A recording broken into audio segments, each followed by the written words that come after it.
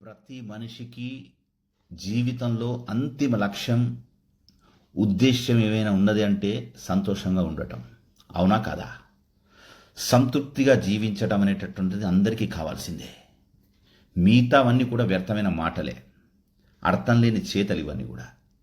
పెద్ద పెద్ద ఉద్యోగాలు చేస్తూ ప్రతిరోజు లోపల మదన పడేటటువంటి వాళ్ళు చాలామంది ఉన్నారు.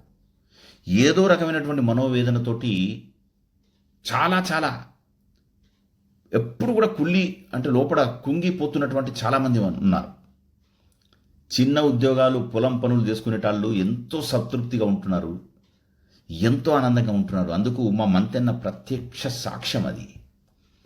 అది మంతెన్న అంటే నిజంగా అది స్వర్గధామం అని చెప్పచ్చు. ఏమాత్రం బాధరబందీలు లేవు, చాలా అన్యోన్యంగా ఆనందంగా ఉండవచ్చు అక్కడ. అందుకే లోతుగా అర్థం చేసుకోవాలి.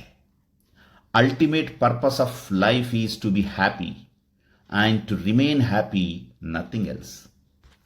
అందుకే సక్సెస్ను ఇతరుల దృష్టితో చూడకండి, పోల్చకండి. ఎవరి జీవితం, కొలతలు, అవసరాలు వారివే. నాకు ఎక్సెల్ వేసుకుంటున్నాను నేను షర్ట్ అని చెప్పేసి నీకు వేస్తే పడకపోవచ్చు. నీది డబుల్ ఎక్సెల్ కావచ్చు, లేకపోతే లార్జ్ కావచ్చు. నీ నెంబర్ వేరే, నా నెంబర్ వేరే. అందుకే సక్సెస్ను మన ప్రకారం చూడాలి. మనకేది ఇష్టం, మనం ఏం చేస్తే ఆనందంగా ఉంటాం.